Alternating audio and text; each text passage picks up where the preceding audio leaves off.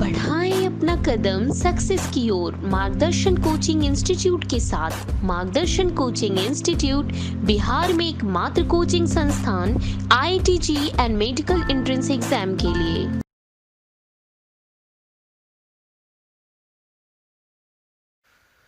Good morning students. पिछले वाले class में हम लोग एंगल बिटवीन द वेक्टर्स पर पहुंचे थे, ठीक। और शायद पिछले वाले क्लास में मैं बोल के गया हूँगा कि that is angle between the vectors पर कुछ प्रैक्टिस कर लेंगे, ठीक है। हाँ, ये बात ध्यान रखना कि एंगल बिटवीन द वेक्टर्स से क्वेश्चन ना के बराबर होंगे, शायद नहीं ही पूछेगा, है ना।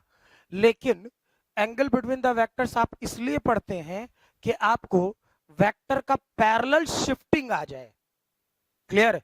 पैरेलल शिफ्टिंग आ जाए, किसका? वेक्टर का, ठीक है। जैसे एक नॉर्मल सी बात कि मैंने तुम्हें कुछ देर पहले बताया था कि वो कोइनिशियल, अच्छा पिछले वाले क्लास में हुआ था, कुछ देर पहले क्या, पिछले वाले क्लास में हुआ था कि अगर जो कोइनिशियल और कोप्लेनर वेक्टर में बताए थे, तो मैंने कहा था कि वेक्टर ए और बी को पैरेलली शिफ्ट कराओ, बोला था ये बात ना, ठीक है, कि पैरेलली शिफ्ट कराओ। और उस टाइम पे मैंने ये भी कहा था कि रियलिटी में वेक्टर हम लोग शिफ्टिंग के कारण ही पढ़ते हैं, मतलब वेक्टर का पैरेलल शिफ्टिंग ही जानना है, हमें समझना है। वो आ गया, क्वेश्चन खत्म, ठीक। तो चलो शुरू करते हैं आज वाले क्लास में। फॉर एग्जाम्पल ये वाला पार्ट वेक्टर ए, क्लियर, ये वाला पार्ट वेक्टर बी, सही है ना।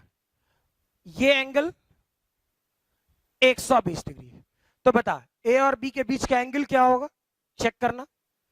मैंने क्या बोला था, या तो टेल और टेल कोइंसाइड कराना है या फिर हेड और हेड। क्या जो बोले क्लियर है? या तो टेल और टेल कोइंसाइड कराएं या फिर हेड और हेड। तो चेक करो, इस वेक्टर को, इसका हेड यहां है, वेक्टर ए का हेड है यहां है और बी का टेल है, तो हमको तो या तो टेल और टेल चाहिए या फिर हेड और हेड। तो क्या करोगे, वेक्टर ए को आगे खिसकाओ कुछ ऐसे,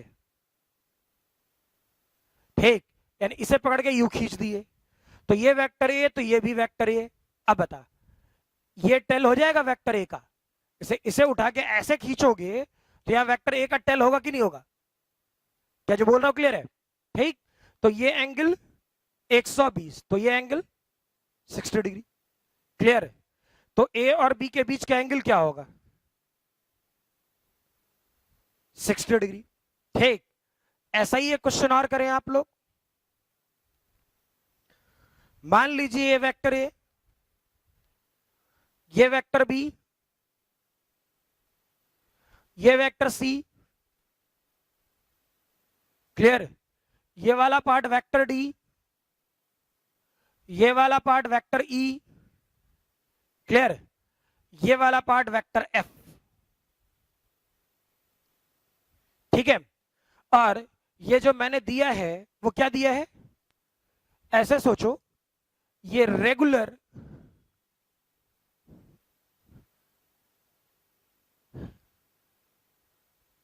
हेक्सागन है,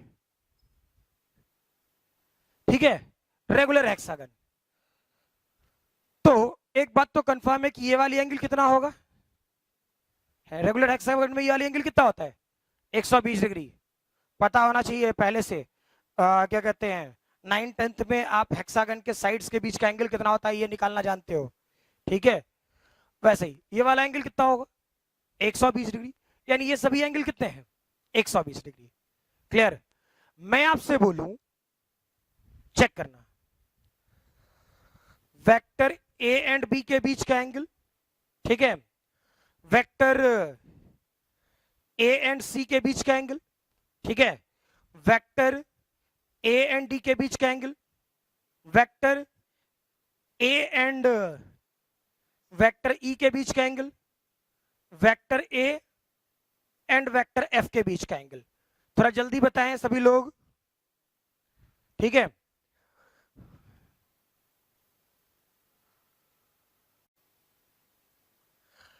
देख इस वाले पोर्शन में क्या बोले थे अभी जस्ट, रेगुलर हेक्सागन दिए और रेगुलर हेक्सागन के साइड्स के बीच का एंगल आपको पता होना चाहिए कि ए और बी के साइड के बीच का एंगल 120 डिग्री होता है। सब लोग 10th में पढ़े हैं, मैं 10th से पहले ही पढ़े होंगे आई थिंक सो, तो ध्यान रहना चाहिए सारी चीजें। ये एक्चुअली मुझे लिखना नहीं चाहिए सब कुछ, समझ में है ना? ठीक है, मतलब फर्जी लगता है लिखना, सीरियसली बोल रहा हूं। तो मैंने आपसे पूछा ए और बी के बीच का एंगल क्या होगा, ए और सी के बीच का एंगल क्या होगा, ए और डी के बीच का एंगल क्या होगा, ए और ई के बीच का एंगल क्या होगा, ए और एफ के बीच का एंगल क्या होगा। क्लियर? तो वेरीफाई करो। मैंने क्या सिखाया था? मैंने ये बोला कि वेक्टर को पैरेलल शिफ्ट कराने आना चाहिए। सही है ना? ठीक है, मतलब रियलिटी में हम वेक्टर जो पढ़ रहे हैं वो पैरेलल शिफ्टिंग के लिए पढ़ रहे हैं। ठीक, तो चेक करो।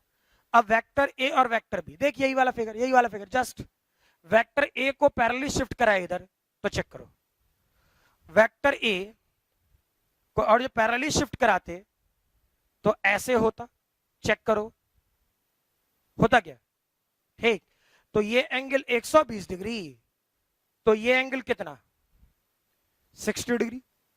तो ये भी वेक्टर ए होता, होता नहीं होता? ठीक, तो ये एंगल क्या हो गया भाई? 60 डिग्री। अच्छा, अब मुझे चाहिए वेक्टर ए और सी, और याद रखना है टेल और टेल कॉन्साइड कराना है, ए और सी। तो क्या वेक्टर ए को पैरेलली, चेक करो तो यहां बना सकते हैं, फील करना अच्छे से। क्या ये वेक्टर ए तो ये भी वेक्टर है, देखो बिल्कुल पैरेलल है, हाँ ना? यही मुझे चाहिए। ठीक, तो चेक करो ये एंगल 60 डिग्री, ये एंगल 60 डिग्री, तो पढ़ा होगा, याद करना। तो दो ऐसा कोई लाइन है ये, तो इसके और इसके बीच का, मान लो ये अल्फा और ये बीटा, तो अल्फा प्लस बीटा की वैल्यू क्या होता था?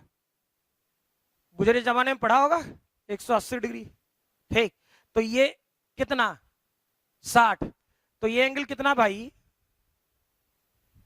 120, तब ना 180, हाँ या ना? अच्छा, किसी पॉइंट पे पूरा एंगल कितना बनता है? किसी पॉइंट पे पूरा एंगल कितना बन सकता है? चेक करो, 360। तो इधर 120 120, तो ये वाला एंगल कितना?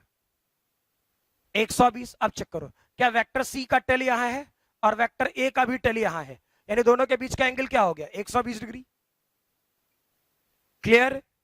ठीक है, फिर सोचो वेक्टर ए, यहां फील करो, फील करो, फील करो, ए और डी के बीच का बोला, तो वेक्टर ए और डी, चेक करो डी का टेल यहां और ए का टेल यहां, तो इसके बीच का एंगल कितना?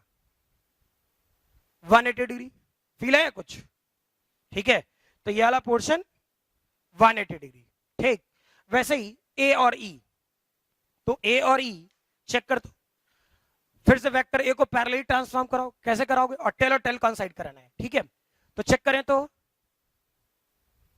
क्या ये वाला पोर्शन, इत्मीनान से देखना गड़बड़ ना हो, वेक्टर ए होगा। ठीक, चेक करो ये वाला पोर्शन कितना, बता तो रखे हैं, ये एंगल कितना होगा भाई? 120 डिग्री। ठीक,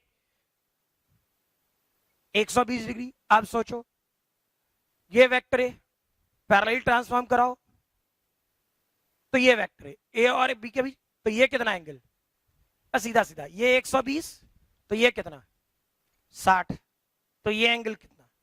60। कुछ फील आया? ठीक है, मैं यही चाह रहा आपसे, आपको वेक्टर को पैरेलली शिफ्ट कराने आना चाहिए।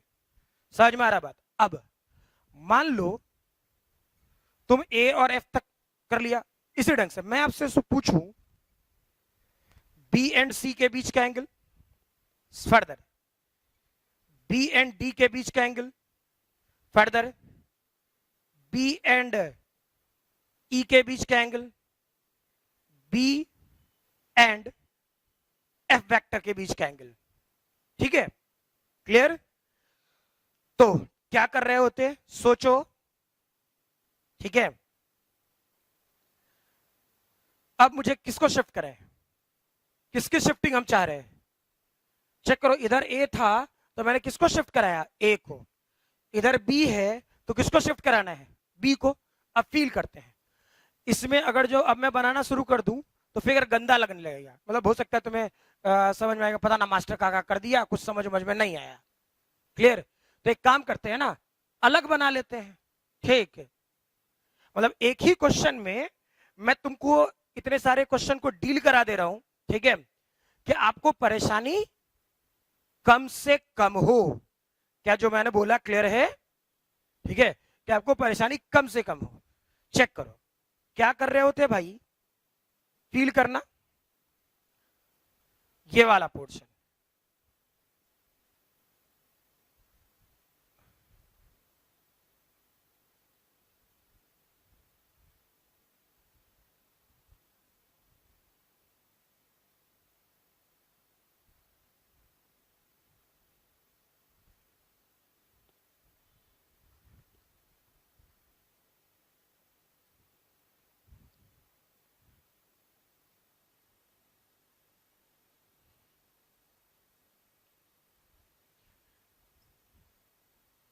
ठीक है, यही था आपका क्वेश्चन, तो वही रहा, मैंने क्वेश्चन थोड़े बदला है, क्वेश्चन को मैंने एज इट इज रहने दिया है कि आप क्वेश्चन के लिए मगजमारी नहीं, क्वेश्चन वही सेम डिट्टो। ठीक, अब मैंने क्या कहा, बी और सी के बीच का एंगल। ठीक, तो फील करो तो क्या करते हैं, ये एंगल क्या सिखाए, 120 डिग्री। ठीक, अब बी का टेल यहां है, यानी बी वेक्टर को आगे ऐसे शिफ्ट करें, ये वाला पोर्शन वेक्टर बी होता क्या, फील करो, सही है ना। अच्छा, ये एंगल पूरा कितना होगा, ये एंगल पूरा कितना होगा 180 डिग्री, ये कितना है 120, तो ये एंगल कितना होना चाहिए, ये एंगल कितना होना चाहिए 60 डिग्री, यानी बी और सी के बीच का एंगल कितना 60 डिग्री, सही है ना। अच्छा, फिर चेक करो, मुझे कहा गया बी और डी के बीच का एंगल, क्या करते हैं, बी और डी चेक करो, क्या ये वेक्टर बी, तो ये भी वेक्टर बी, पैरेलली शिफ्ट कराए। अच्छा, ये एंगल कितना 60, तो ये एंगल कितना, याद करो अभी जस्ट कराए, ये एंगल 60, तो ये एंगल कितना 120, तो ये एंगल 60, दोनों पैरेलल है, तो ये एंगल कितना, अरे 120, सही है ना। तो ये वाली एंगल कितना 120 डिग्री। क्लियर? अच्छा, फिर मुझे क्या निकालना था, बी और ई के बीच का, चेक करो बी और ई पैरेलल शिफ्ट करो यार, क्या वेक्टर बी ऐसा होता, होता नहीं होता, तो सोचो दोनों के बीच का एंगल कितना 180 डिग्री, साफ साफ दुख दिखा, तो ये वाला पोर्शन 180 डिग्री। क्लियर? अच्छा, अब सोचो, सोचो बी एंड एफ, तो क्या ये वाला क्या वेक्टर बी होता। अच्छा, और इस दोनों के बीच का एंगल क्या होता 120 डिग्री, यानी 120 डिग्री। क्लियर? समझ में आ रहा है? वैसे ही सोचो, मैं आपको बोलता सी एंड डी के बीच का एंगल, सी एंड ई के बीच का एंगल, सी एंड एफ के बीच का angle. Clear? I think so जल्दी निकल जाना चाहिए, मुझे नहीं लगता कि गड़बड़ होना चाहिए, सही है ना।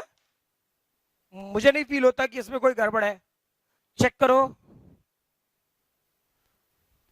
मैंने फिगर को गंदा होने से बचाने के लिए क्या किया, हाँ तुम्हें भी जब लगे कि अच्छा फिगर गंदा हो रहा है, ठीक, तो चेंज कर लेना है, मतलब फिगर ही अलग बना लेनी है, ताकि कम से कम पहले एक क्वेश्चन तो सीख लें अच्छे से, है ना, और एक क्वेश्चन और जो दिमाग में सीख लिए, बातें दिमाग में बैठ गई, ठीक, तो फिर जिंदगी भर का हो गया यार, है ना। चलो देखते हैं, फॉर एग्जाम्पल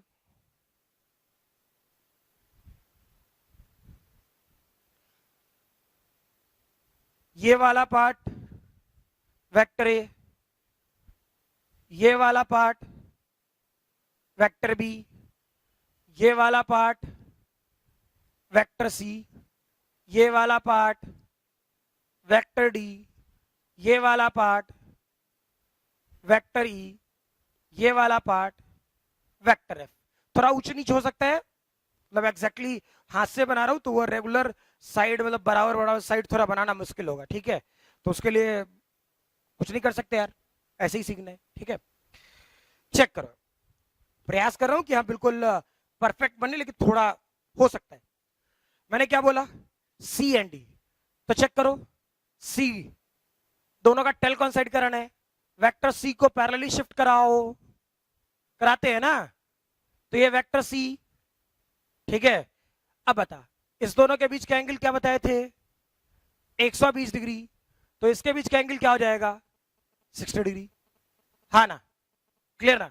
तो सोचो सी एंड डी के बीच का एंगल क्या हो जाना चाहिए, 60 डिग्री, फील आ रहा है ना। अच्छा, फिर चेक करो, मैंने बोला C and D, C and D करो यार ऐसा, ठीक। तो ये वेक्टर सी होता, फील करो, सही है ना। तो चेक कर, ये एंगल 60 डिग्री, तो ये एंगल कितना, अभी सिखाए, 120 डिग्री, ये एंगल कितना, 120 डिग्री, तो ये एंगल कितना, 120 डिग्री, नहीं,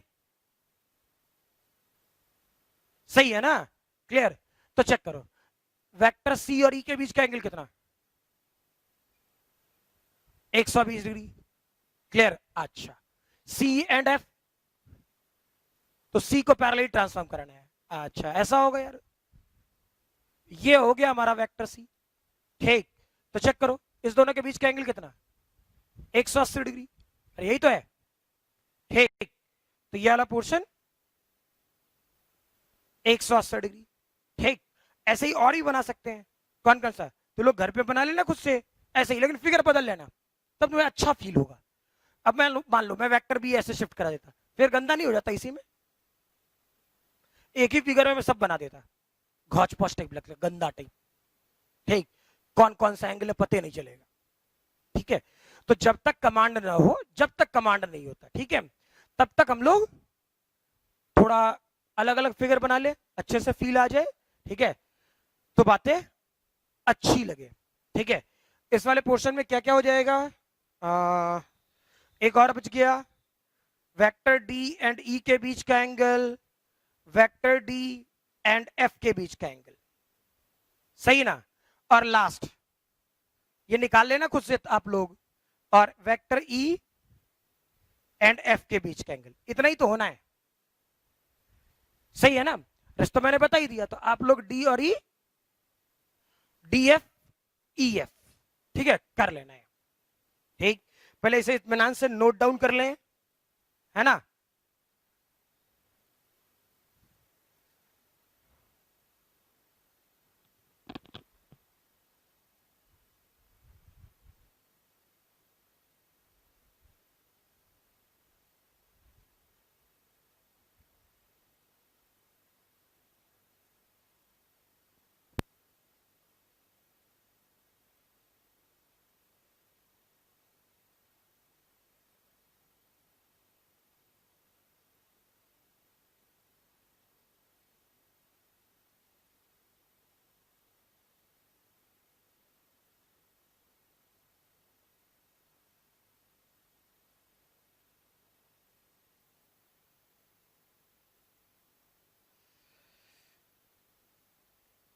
चलो भाई, नेक्स्ट चेक कर लो, ठीक है। और बिल्कुल फिर कह रहा हूं, फिगर अलग अलग करके बनाना तो थोड़ा अच्छा फील होगा, फील आ जाएगा। तो सारे क्वेश्चंस, ठीक है, तुम चेक कर लेना, ना फिर सारे क्वेश्चन बन जाएंगे, ऐसा कुछ भी नहीं है कि दैट इज इसमें टफ है, ठीक है। पैरेलल शिफ्टिंग आ जाना चाहिए, सामने वाले का धर्म था आपको ये बताना कि इससे क्वेश्चन शायद ना पूछा जाए, ठीक है। लेकिन ये जो शिफ्ट कर रहे हो ना वेक्टर ए को यहां यहां यहां यहां यहां, ठीक, मतलब इसका है, समझ में आ रही बात है, ठीक है। चलो,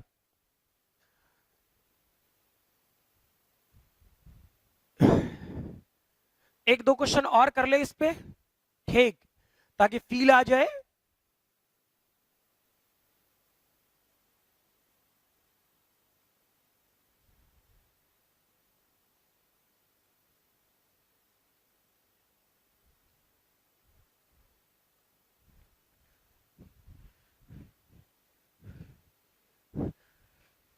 चलो तब तक मैं क्वेश्चन दे देता हूं, है ना, मिटाते तो रहेंगे ही। फॉर एग्जाम्पल ये एक सर्कल है, ध्यान रखना ये एक सर्कल है, ठीक। ये वेक्टर ए सेंटर से जो है वेक्टर ए, ये वाला पार्ट वेक्टर बी, क्लियर, ये एंगल 60 डिग्री, और ये वेक्टर सी, और ये वाला एंगल वो तो टेंजेंट है, दिख रहा है, ठीक है, टेंजेंट पे, तो ये वाला एंगल कितना है, रेडियस और टेंजेंट के बीच का एंगल क्या होता है 90 डिग्री, बेसिक प्रॉपर्टी है, क्लियर। तो मैं अब आपसे पूछूं ऐसा कुछ, वेक्टर ए एंड बी के बीच का एंगल, वेक्टर ए एंड सी के बीच का एंगल, और वेक्टर बी एंड सी के बीच का एंगल। थोड़ा जल्दी बनाएंगे सभी लोग।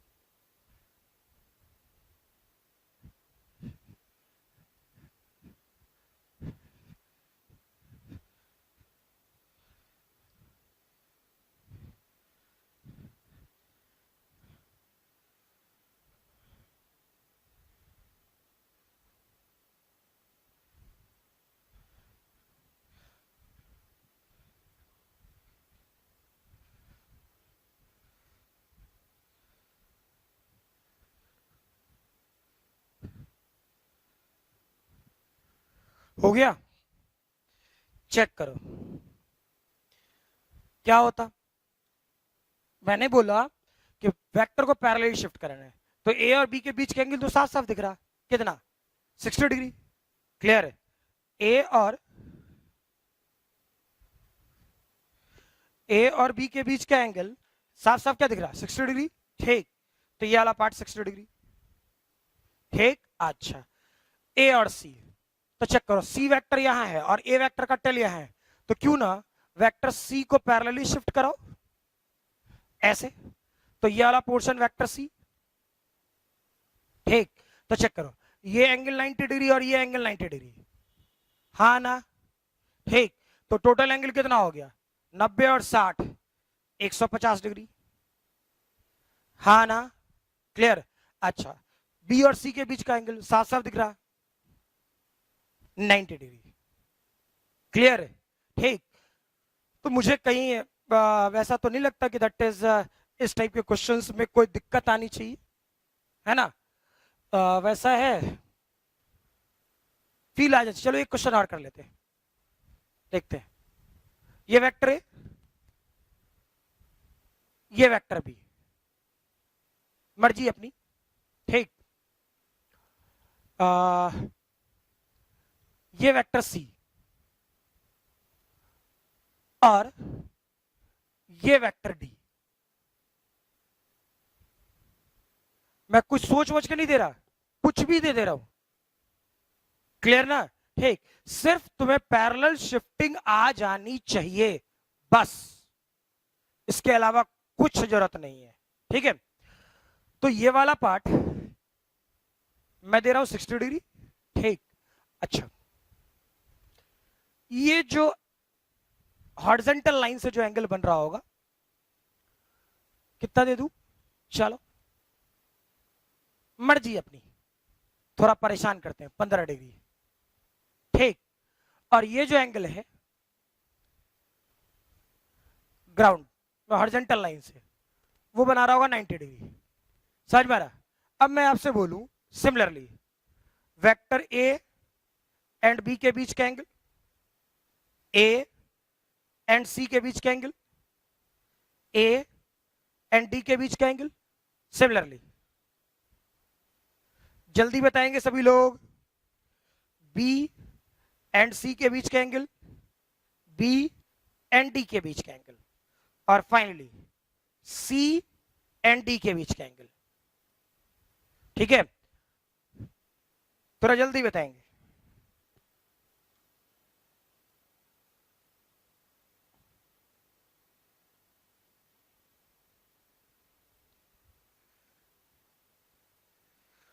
हो गया?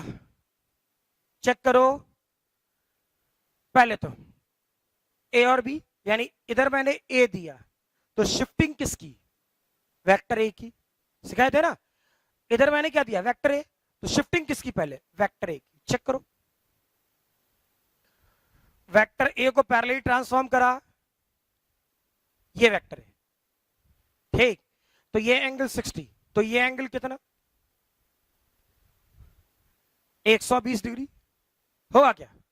ठीक है, तो ए और बी के बीच का एंगल कितना? 120 डिग्री आया, ठीक। ए और सी चेक करो, ए को पैरेलली ट्रांसफॉर्म कराओगे तो यही तो वेक्टर ए है कि नहीं? तो कितना एंगल दे रहा है? सी और 15 डिग्री जो दिया, लिखना ए और डी के बीच का। चेक कर, तो यही तो वेक्टर ए है, नहीं? तो ये एंगल कितना? 90 डिग्री। अच्छा, B and C, B and C check करो, वेक्टर बी सी निकालते तो इसे पैरेलल ट्रांसफॉर्म करो, ये वाला पोर्शन वेक्टर बी होता, सही है ना? ठीक। अब ये वाला एंगल कितना? ये एंगल कितना? 120। तो ये वाला पैरेलल होने के कारण ये वाला एंगल कितना? 60। ठीक, तो सोचो यहां से यहां तक एंगल कितना? 15 और 60, 75। अच्छा, ये पूरा कितना? 180। तो ये कितना? 75 इधर है ही, 105 डिग्री। अरे यही ना होगा, सही है। तो चेक करो, ये वाला पोर्शन हो गया 105 डिग्री। अब सोचो बी एंड डी, सही है ना? बी एंड डी, तो चेक करते हैं बी एंड डी।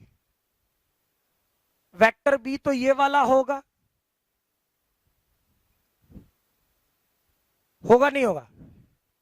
अच्छा, सी डी भी निकालना है तो दिख ही रहा है, जल्दी से निकाल लेते हैं ना, इसे आगे बढ़ा ले।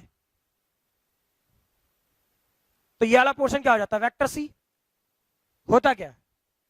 ये वाला पोर्शन आगे बढ़ा है इसी सी वेक्टर को, ऐसे यू, ठीक। तो ये वाला पोर्शन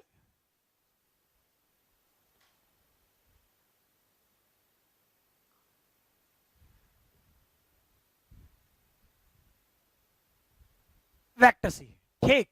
तो सोचो ये वाला एंगल 15 डिग्री, तो ये वाला भी एंगल कितना? 15 डिग्री, ठीक है। तो यहां से यहां तक 90, तो यहां से यहां तक कितना? 75। यही ना होता, ठीक। यहां से यहां तक 75,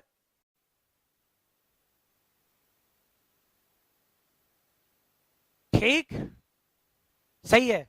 तो चेक करो, सी और डी के बीच का एंगल कितना? 75, ठीक। हमको चाहिए था बी और डी के बीच का एंगल, तो चेक करें, यहां से देखो, यहां से 75 आ गया, यहां से यहां तक कितना है? यहां से यहां तक कितना है? 105। तो ये कितना होना चाहिए? 75, ठीक। अब यहां से यहां तक पूरा कितना हो गया? ये एंगल 180। जैसे जैसे हाथ घुमा रहा हूं देख लेना, यहां से यहां तक 180, ठीक। तो ये 75, ये 75, तो ये एंगल कितना? ये एंगल कितना? 30। क्लियर? तो ये वाला पोर्शन 30 डिग्री। क्लियर है ये? ठीक।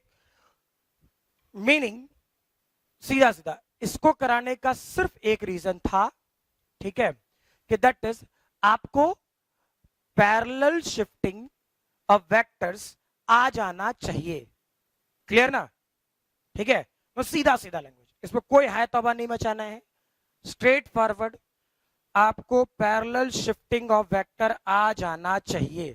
ठीक है, इसे इत्मीनान से नोट कर ले, वीडियो पॉज करके, ठीक है।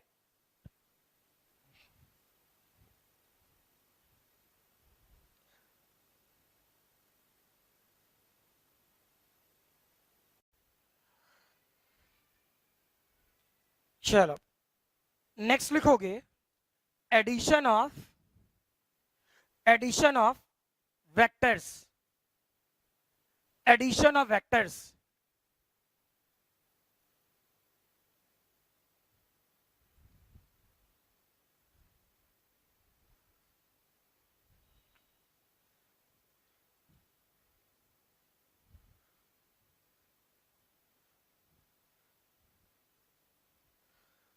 इसे पहला लिखोगे triangle law of vector addition, triangle law of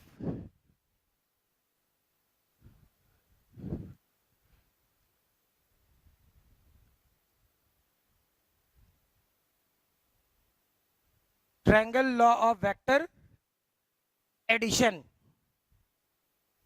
ठीक है, इसमें लिखना है, स्टार्ट करना है हम लोग को एडिशन ऑफ वेक्टर्स। ठीक है, इसमें पहला बनाएंगे triangle law of vector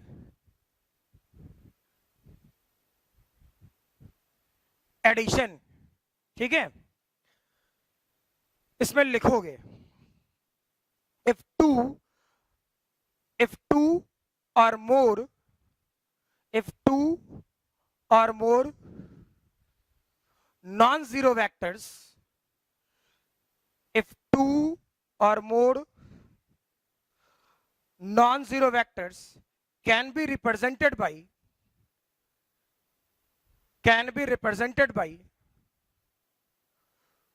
two sides of the triangle, can be represented by two sides of the triangle, two sides of the triangle in the same order, then their resultant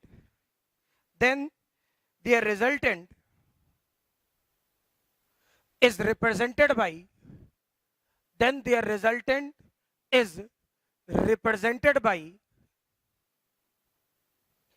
third side of the triangle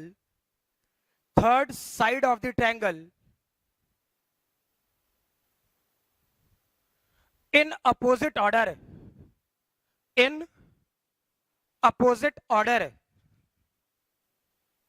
clear. मैं फिर बोल रहा हूं, copy और pen लेके बैठे। ठीक है, मतलब मीनिंग ये कि मेरा भरसक प्रयास है कि मैं जैसे क्लासरूम में पढ़ाता हूं, ठीक है, वैसे ही पढ़ाऊं। बहुत सारी चीजें लिखाते कितना लिखाएंगे बोर्ड पर यार।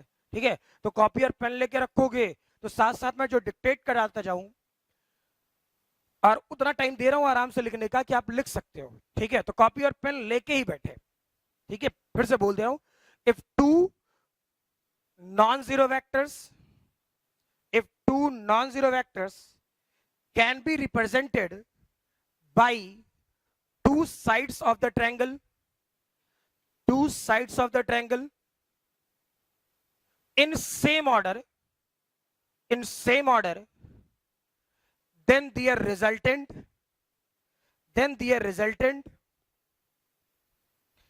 is represented by third side of the triangle in opposite order, clear. समझो इसे, ये वेक्टर ए, क्लियर, दूसरा वेक्टर बी ऐसा, तो रिजल्टेंट वेक्टर कैसा होगा, ऐसा। अब तू सोच रहा होगा कि ऐसा ऐसा बोल दिए, कुछ पते ना चला काका कर रहे हैं, सही है ना, फील कराता हूं। अब जो बोल रहा हूं वो सुनना, ठीक, क्योंकि हम लोग की बोलचाल की भाषा और जिस स्टेट से हम लोग बिलोंग कर रहे हैं वहां पे हम लोग की बोलचाल की भाषा हिंदी ही है। ठीक, हम लोग दिन भर हिंदी ही बोलते हैं, तो इसको हम लोग हिंदी में कैसे समझे? इंग्लिश ठीक था, लिखा दिया मैंने, ठीक, लेकिन ना उसे अपने लैंग्वेज में सीख के रखेंगे तो जिंदगी भर याद होगा। क्या कहा मैंने? पहले वेक्टर के हेड पर, अब सीधा सीधा लैंग्वेज जो बोल रहा हूं, पहले वेक्टर के हेड पर दूसरे वेक्टर का टेल हो, ठीक, पहले वेक्टर के हेड पर दूसरे वेक्टर का टेल हो, तो पहले वेक्टर के टेल से दूसरे वेक्टर के हेड की ओर जो वेक्टर डायरेक्टेड होगा रिजल्टेंट होगा। क्या जो बोले क्लियर है? पहले वेक्टर के हेड पर दूसरे वेक्टर का टेल हो, तो पहले वेक्टर के टेल से दूसरे वेक्टर के हेड की ओर जो डायरेक्टेड होगा रिजल्टेंट वेक्टर होगा। क्या जो बोले क्लियर है? ठीक है, तो रिलेटिव में क्या होना चाहिए? Vector R must be equal to vector A plus vector B. Clear? अब तुम लोग ये सेम ऑर्डर और अपोजिट ऑर्डर शायद नहीं समझ रहा होगा। सेम ऑर्डर और अपोजिट ऑर्डर लिखना ही इतना ही, स्टेटमेंट जो लिखा है उसका लिखने की जरूरत नहीं है। और क्या दिमाग में रखना है? पहले वेक्टर के हेड पे दूसरे वेक्टर का टेल हो, तो पहले वेक्टर के टेल से दूसरे वेक्टर के हेड की ओर जो डायरेक्टेड होगा रिजल्टेंट वेक्टर होगा। क्लियर? डायरेक्टेड बोलना जरूरी है, समझ में आ रहा ना? रीजन, अब मान लो हम 5, मेरे सामने पूरा बेंच क्लासरूम भरा पड़ा है, ठीक, और मैं किसी को पर्टिकुलरली देख रहा हूं, किसी को पर्टिकुलरली देख रहा हूं, ठीक है, तो मेरा आंख का फोकस सिर्फ उसकी तरफ होगा। अब इसको हटा करके मैं उसको देखने लगूं तो आंख का फोकस उधर चला जाएगा, ठीक, तो डायरेक्टेड बोलना जरूरी है, मैं किस तरफ देख रहा हूं। क्लियर ना? तो यहां से वेक्टर ए के टेल से किसको देखना है आपको? वेक्टर बी के हेड को, ठीक है, इसलिए मैंने बोला डायरेक्टेड। ऐसा नहीं कि वेक्टर बी पे कहीं देख ले, इसलिए मैंने बोला कि पहले वेक्टर के हेड पर दूसरे वेक्टर का टेल हो, तो पहले वेक्टर के टेल से दूसरे वेक्टर के हेड की ओर जो डायरेक्टेड होगा रिजल्टेंट वेक्टर होगा। क्लियर? तो ये तो कहानी हो गई, ठीक है। अब इसमें लिखा है सेम ऑर्डर और अपोजिट ऑर्डर, ये भी समझ लेते हैं, ठीक, उसे लिखने की कोई जरूरत नहीं है।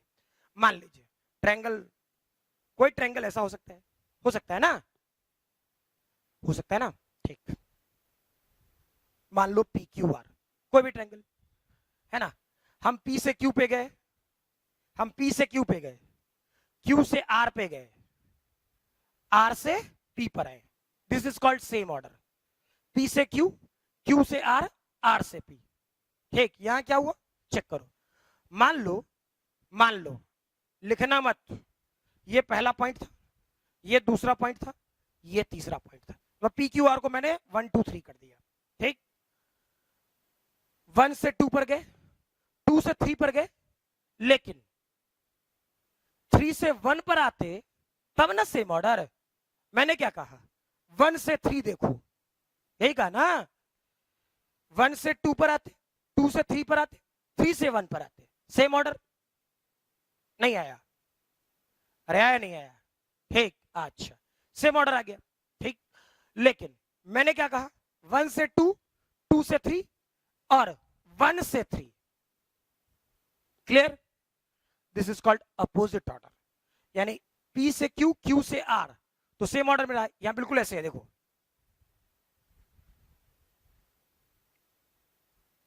ठीक, P से Q चले गए, Q से R चले गए, लेकिन P से R है ना कि R से P है। R से P होता तो सेम ऑर्डर है। क्लियर? समझ में आ रहा? और हम कर रहे हैं P से R, अपोजिट ऑर्डर। क्लियर है? फील आ गया? अच्छा, नेक्स्ट लिखो parallelogram law of vector addition. पैरेललो ये सब मत लिखना, ठीक है, जितना बोला उतना ही लिखना। नेक्स्ट लिखे हम लोग parallelogram law of vector addition.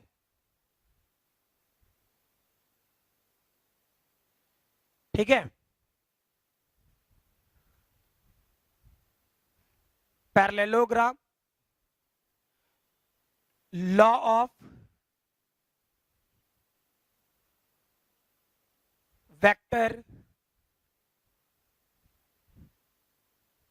Addition.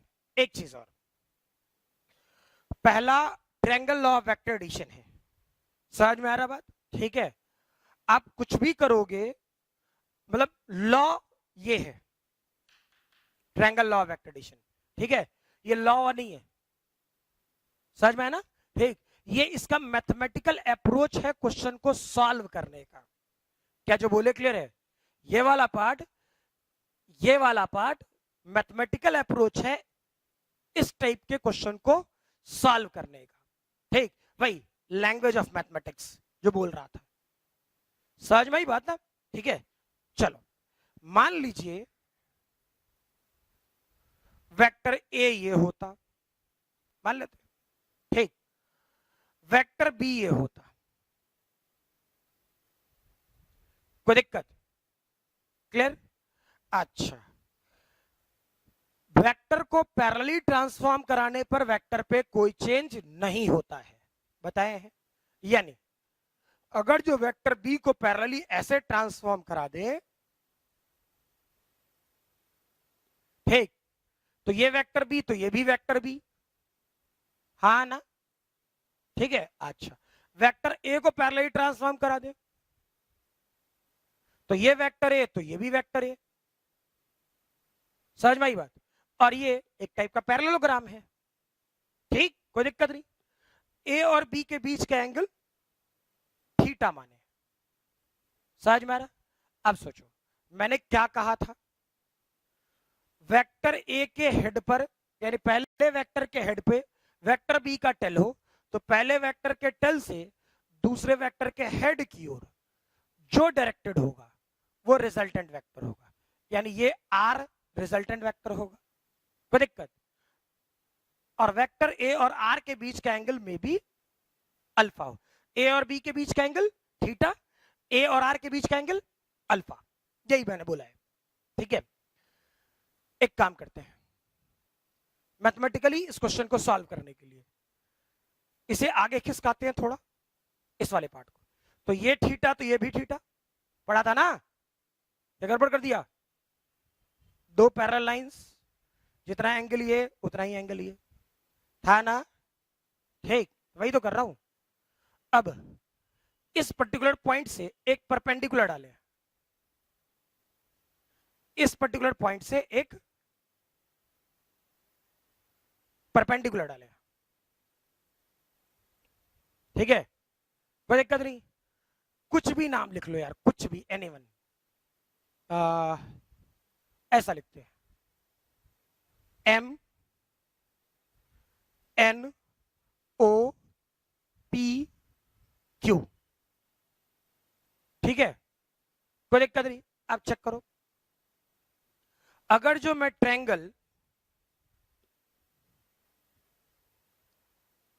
M N P लेता, एम एन पी, तो चेक करो वेक्टर ए के हेड पर वेक्टर बी का टेल है तो वेक्टर ए के टेल से वेक्टर बी के हेड की ओर जो डायरेक्टेड होगा रिजल्टेंट वेक्टर होगा, यानी vector R must be equal to vector A plus vector B, होता ना? ठीक, वैसे ही सोचो अगर जो हम लोग ट्रायंगल एम पी क्यू लेते, मर्जी अपनी, क्लियर, कुछ भी ले सकते हैं, तो चेक करो वेक्टर बी के हेड पर वेक्टर ए का टेल है, वेक्टर बी के हेड पर वेक्टर ए का टेल है, ठीक, तो वेक्टर बी के टेल से वेक्टर ए के हेड की ओर जो डायरेक्टेड होगा रिजल्टेंट वेक्टर होगा, ठीक, तो वेक्टर आर इक्वल टू क्या लिखते हो, vector B plus vector A, ठीक। अब तू ये भले पूछ सकता था कि सर ए प्लस बी लिखे या बी प्लस ए लिखे, ठीक है, इस वाले क्वेश्चन में फर्क नहीं पड़ेगा, लेकिन हो सकता है कहीं फर्क पड़ जाए, ठीक है, इसलिए इस दोनों सेक्शन को सेम, इसे बोला था कॉम्युटेटिव प्रॉपर्टी, ठीक है, कॉम्युटेटिव प्रॉपर्टी से बोला जाता है, ठीक, रेस्ट बाद में मैं लिखवाऊंगा भी, टेंशन ना लेना, ठीक है, तो ध्यान रखिएगा इस बात को। अब इसका मैथमेटिकल अप्रोच कैसे सोचते हैं, चेक करें। इधर तो लिख लिए होंगे आप लोग।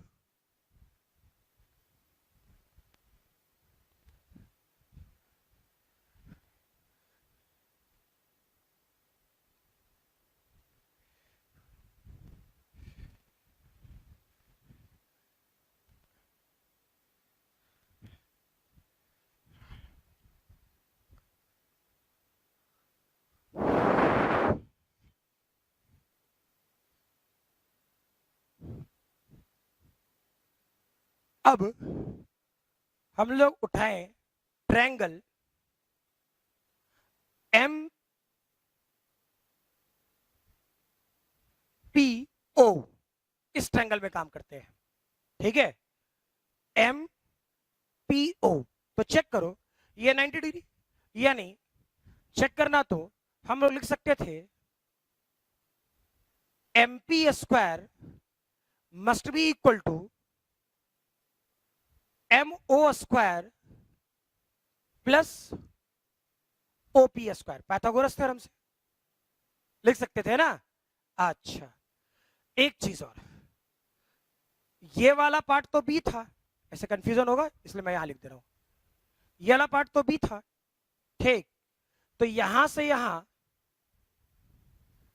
का जो वैल्यू आएगा वो आएगा बी साइन थीटा, और एनओ का जो वैल्यू आएगा ये होगा बी कॉस थीटा। क्लियर, सही है, कोई कंफ्यूजन? पता नहीं, तुम लोग का भरोसा नहीं है, समझ ले लेकिन लिखना मत इसे, बेवकूफ कहेगा लोग तुझे। ये थीटा, ठीक है, ये वाला पार्ट बी जो भी है, चलो इसे एल मान लेते हैं, इसे एच मान लेते हैं, मर्जी है अपनी, ठीक। नाम हम क्या रखा है सोचो, और ये 90 डिग्री है, तो साइन थीटा की वैल्यू क्या हो जाता है, परपेंडिकुलर डिवाइड बाय हाइपोटेन्यूज, यानी एच डिवाइड बाय बी। तो सोचो तो एच की वैल्यू बी साइन थीटा नहीं होता, होता नहीं होता, सही है ना। अच्छा, कॉस थीटा देखो क्या होता, perpendicular divide by, sorry, base divide by hypotenuse, यानी एल डिवाइड बाय बी, यानी एल की वैल्यू क्या होता, बी कॉस थीटा। अब चेक करो ये वाला लेंथ तो वही है जो ये एनओ है, ठीक। अच्छा, और ये एच वाला वही है जो ओपी है, ठीक। तो मैंने कैसे लिखा, क्लियर है, अब तो गड़बड़ नहीं होना चाहिए, ठीक। तो आगे बढ़ते हम लोग इस वाले पार्ट से, इसको लिखने की जरूरत नहीं थी।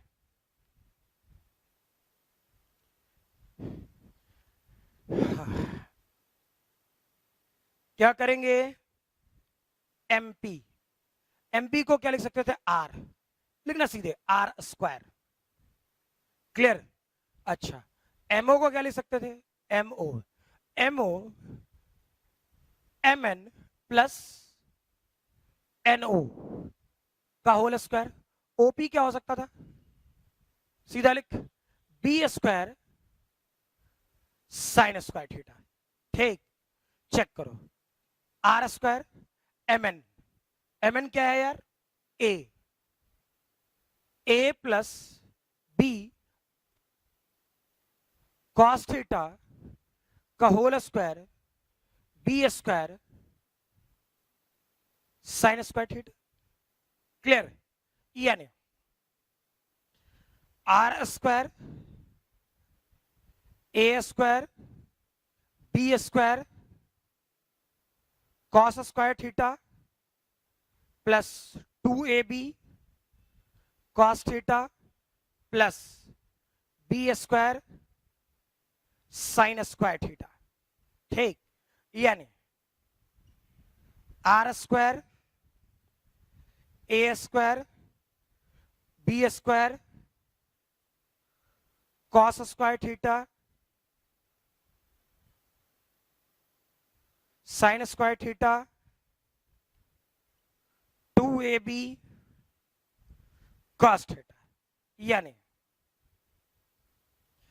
Are square A square B square plus 2ab cos theta, यानी r की value root over A square B square plus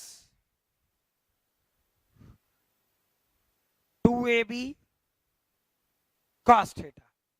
clear? ठीक है, पहले इस वाले पोर्शन को यहां तक लिख ले, ठीक है,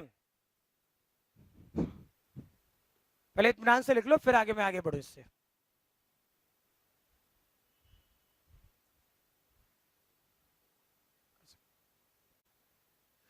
लिख लिए आप लोग? चेक करो, मैथमेटिकली सॉल्व करने के लिए आपको यही लगाना है, ठीक है। लेकिन ऐसे लिखा नहीं जाता, लिखा ऐसे जाता है, ठीक है, ये याद रखना। मैं थोड़ा, अच्छा ठीक है, यहां लिख दे रहा हूं, ठीक है, इस जगह पे मिटा नहीं रहा, कुछ जरूरत है इसलिए नहीं मिटा रहा, इस बीच में लिख रहा हूं, ठीक है। इसे रियलिटी में ऐसा लिखा जाएगा, वेक्टर आर का मैग्नीट्यूड रूट ओवर, उससे कोई फर्क नहीं पड़ता है क्वेश्चन सॉल्व करने में, वेक्टर ए के मैग्नीट्यूड का स्क्वायर वेक्टर बी के मैग्नीट्यूड का स्क्वायर प्लस 2 वेक्टर ए का मैग्नीट्यूड वेक्टर बी का मैग्नीट्यूड कॉस थीटा। क्लियर? ठीक है, लिखने का तरीका है, समझ में आ रहा? अब इस वाले पोर्शन में ये लिख लेना जल्दी में, क्योंकि मैं इधर ही मिटाऊंगा, उस तरफ फिगर वाला पोर्शन मुझे जरूरत है, ठीक है। वीडियो पॉज करके लिख लेना। केस फर्स्ट, क्या केस फर्स्ट, ये थीटा की वैल्यू को 0 डिग्री सोचे, है ना, दैट इज कौन सा वेक्टर? पैरेलल वेक्टर, ठीक है। तो क्या हो जाएगा, जैसे ही 0 डिग्री सोचोगे तो cos थीटा की वैल्यू क्या होगा? cos 0 डिग्री की वैल्यू क्या हो जाएगा? 1, यानी ये जो टर्म है ये वाला, वो क्या बन जाएगा, चेक करना तो, r root over A square B square plus 2ab cos theta की वैल्यू 1, यानी r equal to a plus B,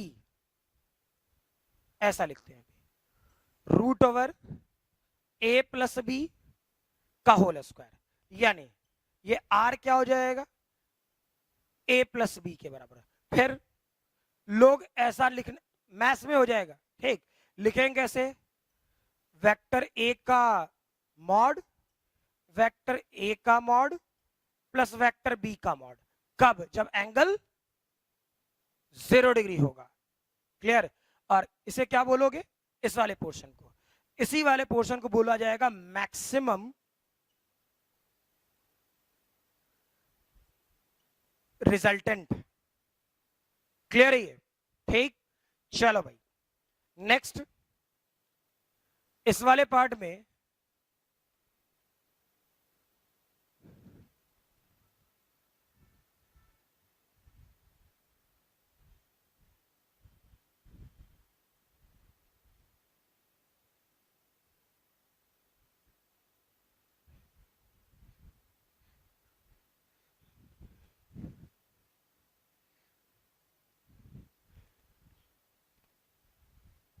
case second, theta की वैल्यू 90 डिग्री है, यानी दोनों वेक्टर्स आपस में ए और बी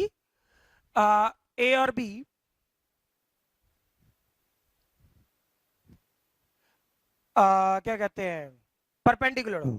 तो चेक करो, जैसे ही परपेंडिकुलर तो cos थीटा की वैल्यू इस वाले कंडीशन में cos थीटा की वैल्यू यानी cos 90 डिग्री की वैल्यू क्या हो जाएगा? 0 होगा ना।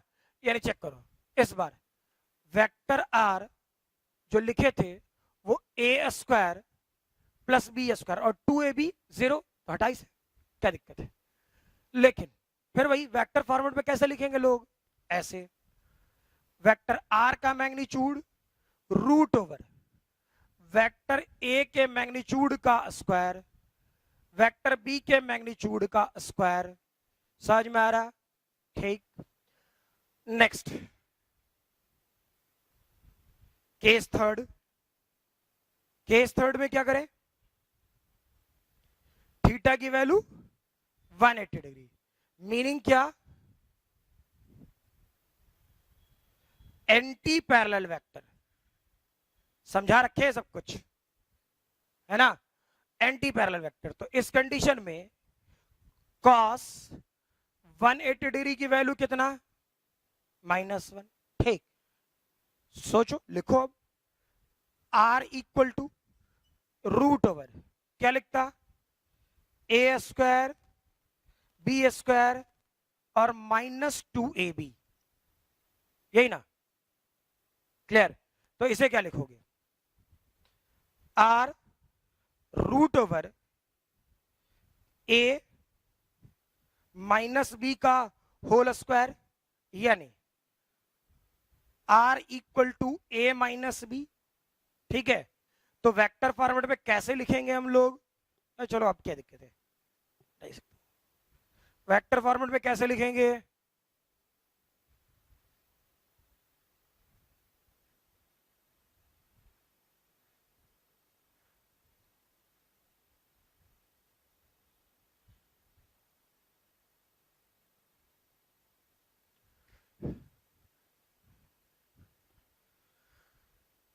वेक्टर फॉर्मेट में वेक्टर ए का मॉड वेक्टर बी का मॉड माइनस वेक्टर बी, ठीक है। और ये क्या होगा, मिनिमम रिजल्टेंट, क्लियर, ठीक है। और इस वाले पोर्शन में last, that is for direction के लिए कुछ नहीं करना है, आसान है, ठीक है। सीधे ट्रायंगल एम पी ओ में चेक करें और tan अल्फा सोचो, डायरेक्टली tan अल्फा। तो tan अल्फा के लिए परपेंडिकुलर कौन होता है, B sine theta, B sine theta, clear. और बेस क्या हो जाता है, A plus B cos theta, A plus B cos theta, clear. तो जब भी डायरेक्शन निकालने की बात हो तो ये फॉर्मूला रेस्ट, तो ऐसा बता ही दिए, ठीक, क्लियर है ये। इसे इत्मीनान से लिख लें, आज वाले क्लास में यही तक रहने देते हैं, ठीक है। रेस्ट इस पर न्यूमेरिकल्स और इसका एप्लीकेशन अगले क्लास कराएं, ठीक है ना, चलो।